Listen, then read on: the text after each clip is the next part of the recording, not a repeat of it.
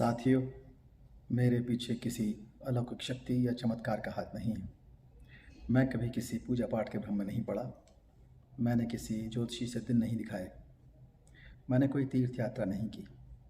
मैंने कोई कलावा नहीं बांधा। देखो, मेरे हाथ में कोई चमत्कारी अंगूठी भी नहीं है। मैंने गले में कोई चीज़ या चमत्कारी माला नहीं पहनी। मेरे माथे पर कोई तिलक नहीं है।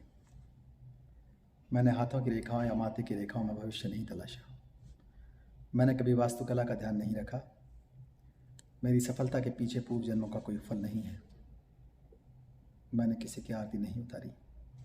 मैंने माथे पर कोई काला टीका नहीं लगाया। किसी नदी में नहाने से भी मुझे सफलता नहीं मिली। मेरे घर के सामने कोई ढोलक नहीं टंगी है। मैंने किसी धर्म के ठेकेदार को रिश्वत नहीं दी। मैंने कोई मन्नत नहीं मांगी, बलि नहीं चढ़ाई। मैंने कोई मंत्र नहीं पढ़वाया। मैंने कोई हवन नहीं किया। मैंने कोई मुहूर्त भी नहीं निकलवाया। मैंने किसी शक्ति के सामने चढ़ावा नहीं चढ़ाया। किसी के पैरों में गिरकर सफलता प्राप्त नहीं की। मैंने किसी ग्रह के बदलने का इंतजार नहीं किया। मैंने किसी उपहार की बोली नहीं लगाई। मैंने अपने शरीर, मस्तिष्क और व्यवहार पर नियंत्रण रखा।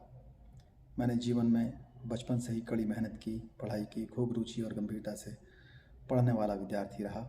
जब फेल हो गया, और अधिक परिश्रम से पढ़ाई की और ध्यान से पढ़ाई की, नई रणनीति तय की, अपना समय प्रबंधन किया, गुरुओं से मार्गदर्शन लिया, माता पिता से प्रेरणा व आशीर्वाद लिया, मित्रों से सहयोग लिया, उधार लिया, सफल लोगों से जलन नहीं की, अपने से अधिक सफल लोगों से मार्गदर्शन लिया, उनकी खासियत देखी, उनकी कमियों को महत्व नहीं दिया।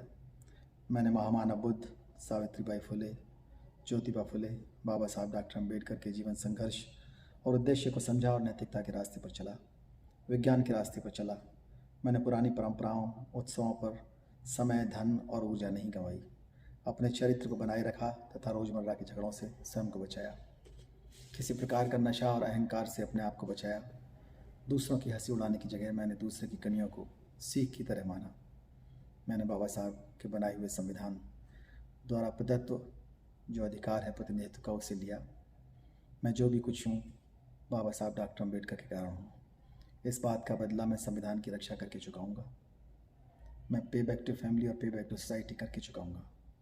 मैं समाज के पुनर्निर्माण के लिए सदैव तत्पर रहूँगा।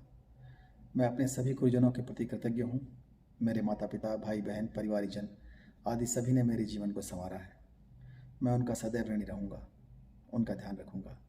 साथ ही मैं अपने परिचितों, मित्रों, छोटे बच्चों, विद्यार्थियों से यह अपील करता हूँ कि वह किसी अंधविश्वास के भ्रम में न पड़कर मेहनत, अच्छाई, त्याग और विज्ञान का रास्ता अपनाएं और समाज, राष्ट्र और मानवता को गौरवान्वित करें।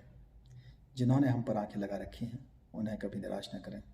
शक्ति के गलियारे में बैठकर हिस्सेदारी का एहसास दिलाएं कमज़ोर लोगों को। यही बाबा साहब का सपना था। यही सामाजिक न्याय की सफल प्रक्रिया है। यह स्पष्ट है कि यदि हम अंधविश्वासों पर चलते रहे तो हमारी ऊर्जा, धन और समय बर्बाद होंगे। दबा कर रखने वाले प्रगति करेंगे, मजबूत होंगे और कमज़ोर लोगों पर अत्याचार करेंगे।